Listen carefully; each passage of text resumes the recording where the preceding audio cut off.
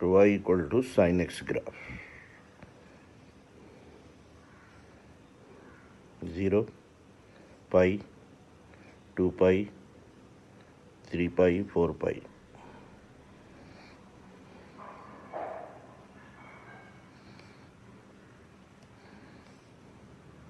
Each area will be 2 square units, 2. From 0 to pi, from pi to 2 pi, from 2 pi to 3 pi, each is 2 square units. And if we take to pi by 2, then this will be 1, 1. So if we take up to 3 pi by 2, this is also 1, 1. So what is area bounded by y equal to sin x equal to 0 to x equal to 3 pi. So up to 3 pi, what is area bounded? 2 plus 2, 4 plus 2, 6. So answer 6 square units. So practice graph and remember that this area is 2 square units and half of it will be 1 square unit. Y equal to cos x.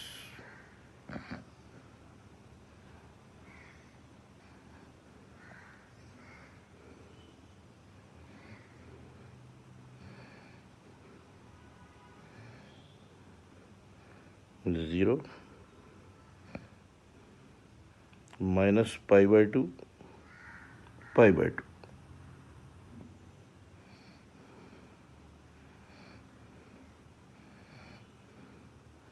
After pi by 2, next point is 3 pi by 2.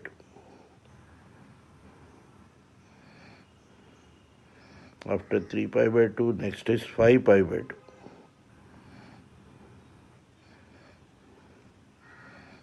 This is 0. This mid one is pi. This middle one is 2 pi. So this is 1, 1. So total 2 square units. 1, 1, 2 square units. 1, 1, 2 square units. So area bounded by y equal to cos x, x equal to 0, x equal to 2 pi. 0 से 2 pi तक, 0 से 2 pi, 1 plus 1 plus 1 plus 1. Answer 4 square units.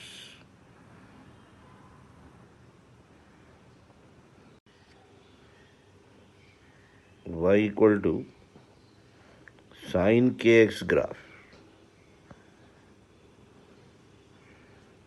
The same graph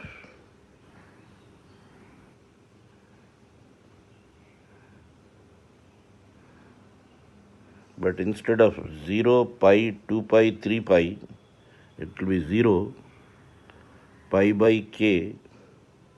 This k we have to divide. 2 pi by k, 3 pi by k, 4 pi by k, so on. And instead of area 2, it will be 2 by k. Each area 2 by k. Each area 2 by k. Area bounded by y equal to sin 4x, x equal to 0, x equal to 2 pi is dash. 0 से 2 pi तक what is the area पूछ रहा. Bounded by y equal to sin kx. sin kx का area. तो 0 से 2 pi तक ऐसे कितने कप्स आते वो काउंट कर लिए तो गेम ख़त्म. अब 0 से 2 pi तक कितने कप्स आते कैसे काउंट करेंगे. जब sin 4x रहता ये क्या बनने वाला है पाई बाई 4. यानी यहाँ से यहाँ तक जो गैप रहेगा वो पाई बाई 4 रहेगा. यानी एक कप की विड्थ 45 रहेंगी और अपने पास इंटरवल 0 से 2 पाई मतलब 360 डिग्रीज का इंटरवल है, तो 360 डिग्रीज में कितने 45 आते पूछ रहा उन्हें। 360 डिग्रीज में कितने 45 आते, तो 45 हाउ मेनी टाइम्स, 8 टाइम्स 8, तो 8 कप्स बनने वाले हैं, 8 कप्स, और हर कप का एरिया 2/k, के कितना है भाई 4, तो आंसर बना 4। अब अगर आप यहाँ देखें 0 से 2 पाई, तो देखो 2 + 2, अरे वो भी तो 4 ही बन रहा है नहीं, तो अब फर्ज से आप कितने कप्स बन रहे हैं काउंट करने के बजाय 0 से 2 पाई तक साइन 4x दो, साइन 8x दो, साइन 100x दो, व्हाट इज एरिया बोले तो 4 ही बोल देना है, ख़त्म हो गई बात। ठीक है, 0 से 2 पाई तक, 0 से 2 पाई तक इट इज़ 2 + 2 4, तो चाहे साइन kx दो, साइन 100x दो, आंसर विल बी 4 ओनली।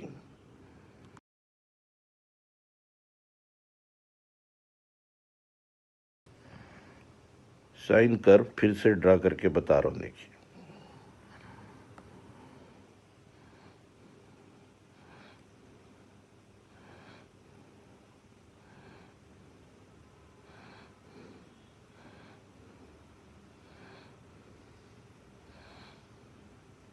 ये y = साइन x कर्व। अब कॉस वाली कर्व डॉट डॉट लाइन से बनाएंगे।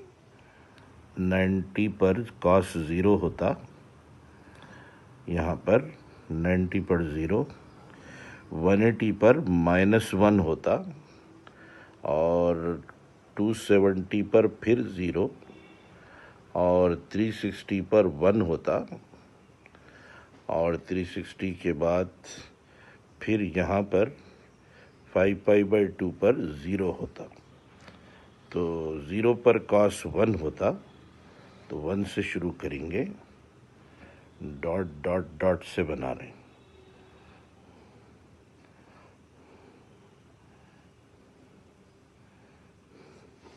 फिर यहाँ से टर्न होके 0 बनते हुए फिर 1 हो जाता, फिर 1 के बाद फिर 0 की तरफ, फिर -1 होके फिर उधर चले जा रहा है। ये कौन है, y = cos x। तो ये हुए साइन और कॉस दोनों ग्राफ्स, हाँ सेम ग्राफ पेपर पे, साइन एक्स भी है इसमें और y = cos x है। अब क्वेश्चंस करेंगे इस पे। Find area bounded between y = sin x, y = cos x, y-axis and first point of intersection for x greater than 0। x greater than 0 मतलब पॉजिटिव साइड पे दोनों पहली दफ़ा कब मिलते, they meet each other at 45 degrees. ये 90 है, ये पाई है, 0 और पाई के बीच में π/2, 0 और π/2 के बीच में ये π/4 है, तो अपने को बोल रहा है ये पॉइंट, ये कॉस कर्व, ये साइन कर्व और Y axis cos curve, sine curve और ये पॉइंट, इनके बीच का एरिया, तो ये एरिया फाइंड करो बोल रहा।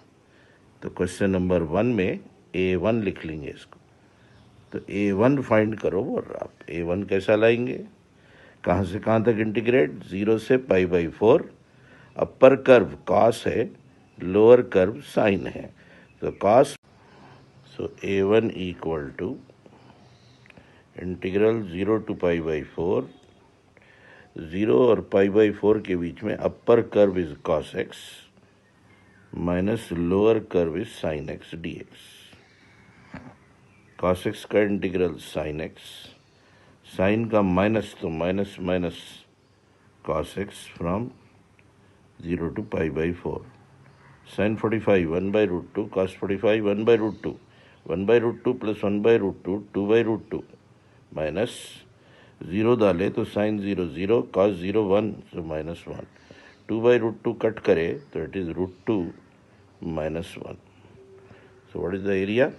root 2 minus 1. तो ये वाला एरिया root 2 minus 1 है, याद रखिए. तो area bounded by y equal to sin, y equal to cos, y axis and first point of intersection. इन सब के बीच का area root 2 minus 1. Find area bounded between y equal to sin, y equal to cos, x equal to 0, x equal to pi by 2. y equal to sin, y equal to cos तो बना हुआ है. x equal to 0 y axis को बोलते, और x equal to pi by 2, ये x equal to pi by 2 वाली line है. ये x equal to pi by 2. तो बोल रहा अपने को दोनों कर्व्स और ये लाइंस के बीच में दोनों कर्व्स ऐसे ऐसे जा रहे है नहीं, और ये लाइंस ऐसे जा रहे, तो ये एरिया लाओ बोल रहा कर्व और लाइंस के बीच का. तो ये एरिया और ये एरिया, अरे ये तो दोनों सेम रहेंगे ना, कैसा भी सिमेट्रिकल है फिगर. तो ये जितना रहेगा ये भी उतना ही रहेगा. तो total area this plus this बोले तो ट्वाइस कर देना है, और A1 ऑलरेडी मालूम है अपने को root 2 minus 1. So this area is twice of A1. So 2 into root 2 minus 1. So answer 2 root 2 minus 1. Area और ये एरिया दोनों सिमेट्रिकली इक्वल है, ये ऑलरेडी कैलकुलेट करें अपन ऐसा 2 times. तो answer 2 into root 2 minus 1. Find area of one of the curvilinear triangle. ये one of the क्या मतलब? ऐसे कई हैं, उसमें से एक बोलने का मतलब. तो one of the curvilinear triangle formed by y equal to sin, y equal to cos and x axis. ये dark line y equal to sin, ये dot dot y equal to cos और x axis. अच्छा ये area लाओ बन रहा, ये जो ट्रायंगल बन रहा, अच्छा यहाँ भी एक बन रहा भाई, इसलिए वन ऑफ द दिया. अरे यहाँ भी एक बन रहा, इसको कैसा शेड करूं?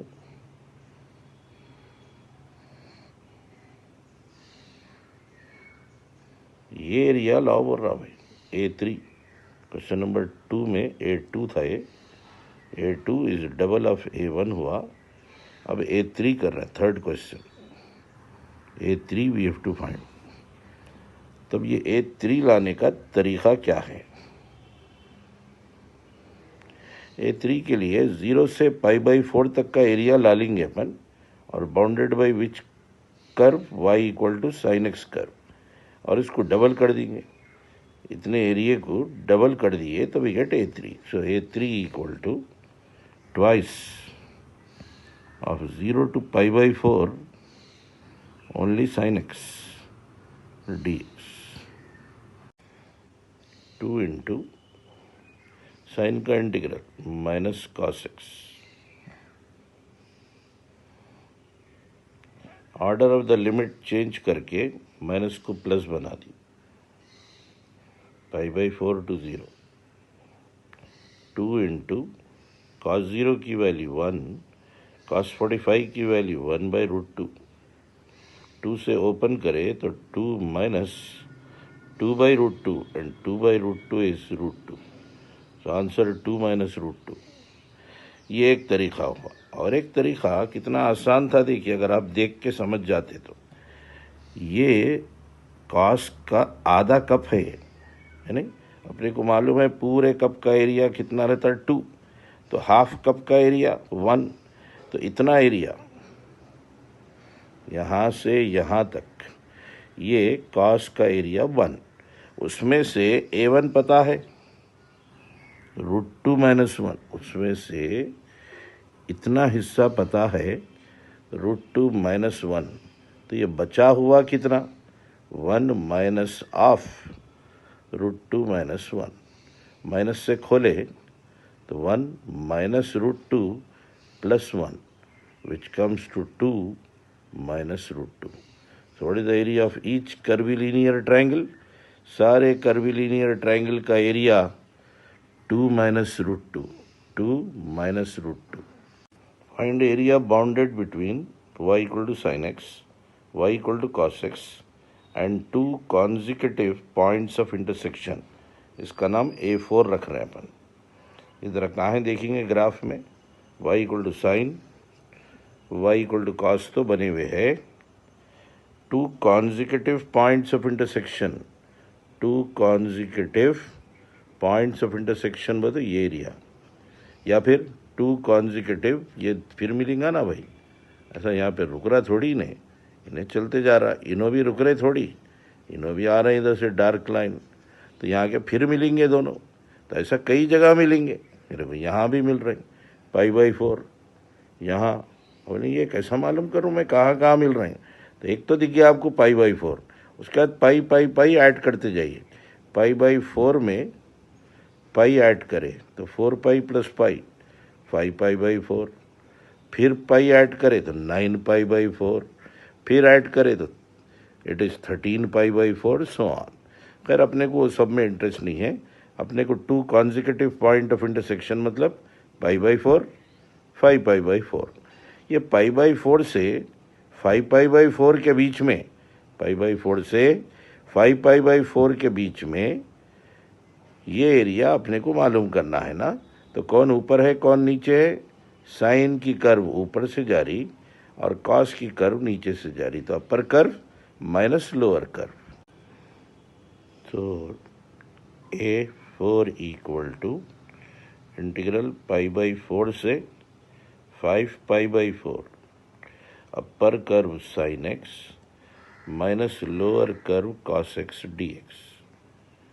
साइन का इंटीग्रल माइनस कॉस एक्स, ये माइनस का माइनस, कॉस का integral sine x from π/4 to 5π/4. चाहे तो डायरेक्ट सब्सटीट्यूट करो या माइनस निकाल कर ऑर्डर ऑफ द लिमिट बदल दो. तो cos x plus sine x from 5π/4 to π/4. अब ठीक है, upper limit minus lower limit. π/4 डाले तो cos 45 1/√2, sin 45 1/√2, ये अपर लिमिट माइनस. अब lower limit cos 5π/4, third quadrant में cos इज माइनस 1/√2, साइन भी थर्ड क्वाड्रेंट में माइनस 1/√2. ये माइनस से जब मैं खोलूँगा तो दोनों प्लस मिलेंगे मेरे को. तो कितने 1/√2, 1 2, ये 3, ये 4, 4 1/√2. 4 को क्या लिख सकता हूँ मैं, 2 × 2, उसमें से एक √2 काट दिया तो आंसर 2√2 स्क्वायर यूनिट्स.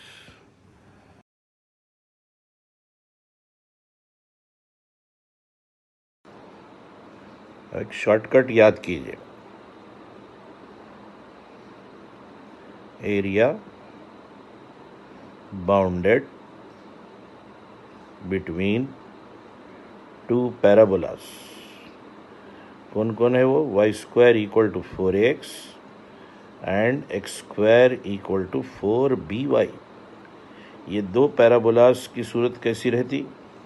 एक y² का मतलब horizontal parabola facing right side, ये वर्टिकल पैराबोला फेसिंग अपवर्ड्स. ये है y² = 4ax वाला और ये है x² = 4by वाला पैराबोला. इन दोनों के बीच का एरिया फाइंड करो बोल रहा. ये एरिया रिक्वायर्ड है. तो ये जो है याद कर लीजिए, it is 16ab/3. So area bounded between two parabolas y² = 4x, x² = 4by is 16ab/3 square units. याद हो जाएगा ना आराम से, 16ab/3 square units. तो ये 16 लाने का तरीका क्या रहता है, देखो यहाँ x के बाजू जो है वो 4a, तो 4a कॉपी कर लेना, y के बाजू जो 4b है वो कॉपी कर लेना और by 3, तो 4 × 4 16ab/3, ये है formula. Find area bounded between the curves y square equal to 8x, x square equal to 8y। तो ये 4a है, ये 4b है, तो ये डायरेक्ट 4a है, आपको इंटू इंटू नहीं करना है। तो एरिया 4a की वैल्यू 8, 4b की वैल्यू 8/3, तो आंसर 64/3। तो 4a के प्लेस में 4a ही दिया, तो 4a तो 4a है, 4b भी 4a है और बाई 3, तो answer 16a² 3। Find area bounded between these two curves. ये y equal to root X का मतलब y square equal to X है, ये x equal to root Y का मतलब x square equal to Y है। तो यहाँ वैल्यूज़ जो है 1 1 है, यानी 4a इज़ 1 और 4b इज़ 1। अच्छा, ये y equal to root X की तरफ ग्राफ देखिए आप, नो डाउट अपन स्क्वायर करें तो y square equal to X तो हो गया उन्हें, तो y स्क्वायर बोलते ऐसा होना चाहिए, मगर मैं नीचे नहीं जा सकता हूँ। क्यों? क्योंकि y equal to positive root given है, तो निगेटिव वैल्यूज़ तो नॉट अलाउड। तो ये आधा पैराबोला है, एक्चुअली ये इक्वेशन है उसकी, y equal to root X बोलो, y square equal to X बोलो, दोनों एक ही मतलब, और पैराबोला ऐसा बनेगा, मगर अपन पूरा पैराबोला नहीं बनाना है। तो y equal to root X का मतलब उन्हें बोल रहा, देखो जो y square equal to X parabola था नहीं, उसमें से तुम सिर्फ आधा पैराबोला लो बोल रहा। वैसे ही ये बना स्क्वायर करने पर, मगर इसकी जब अपन फिगर बनाने जाएंगे तो ये वर्टिकल पैराबोला बनेगा, मगर negative side not allowed, positive side ही लो बोल रहा। तो ये half parabola y equal to root x और एक half parabola y equal to minus root x, ये x equal to root y half parabola, और बाकी का आधा parabola x equal to minus root y. तो उन्हें पॉजिटिव लो बोला, इसलिए अपन पॉजिटिव ली, सिर्फ ये समझाने के लिए, वरना आपको ये सब करने की ज़रूरत नहीं। आप तो खाली बस ये देखा करो 4a और 4b। सो एरिया 4a 1 है, 4b भी 1 है और नीचे 3, तो आंसर 1/3, 1/3। अच्छा, निगेटिव दिए तो भी कोई फ़र्क नहीं, अगर आप सोच रहे हैं निगेटिव दिए तो क्या हो जाता कि एरिया, बिल्कुल नहीं। देखो फिगर उतार के समझा रहा हूँ, उतारने की बिल्कुल ज़रूरत नहीं, खाली आपको बता रहा हूँ कि कोई फ़र्क नहीं पड़ता।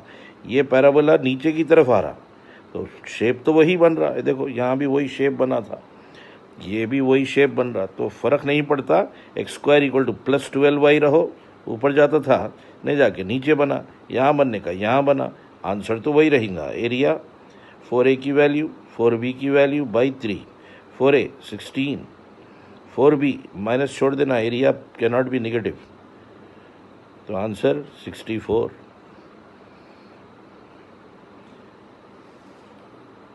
अच्छा, वर्टेक्स चेंज हो गया, अब ऑरिजिन नहीं है वर्टेक्स, वर्टेक्स बोलते इसको 0 बनाते, इसको 0 बनाते, 2,3, इसका भी वर्टेक्स 2,3, तो अपने को वर्टेक्स से क्या लेना देना, अपने को इंटरेस्ट है 4a और 4b में। सो देयरफॉर एरिया 4 × 8 32/3, तो वर्टेक्स 2 3 रहो, वर्टेक्स 3 2 रहो, अपने को 4a और 4b में इंटरेस्ट है, वो वैल्यूज़ डाले बाई 3, सो आंसर 32/3। तो याद हो गया भाई shortcut. Whenever two parabolas given, one vertical, one horizontal, then area bounded between the two parabolas is 16ab/3। 16ab/3 आ रहा कैसे? ये जो रहता है x का कोएफिशिएंट वो 4a और y का कोएफिशिएंट वो 4b/3। तो क्या हम 16 है तो 16 से इंटू करना है, समझेंगे, नो मल्टीप्लिकेशन। ये खुद 4a है, ये खुद 4b है, तो 4a × 4b/3। अपने पास के क्वेश्चंस में देखो, ये 4a, ये 4b/3, ये 4a, ये 4b/3, ये 4a, ये 4b/3, ये 4a, ये 4b/3, ये 4a और ये 4b/3।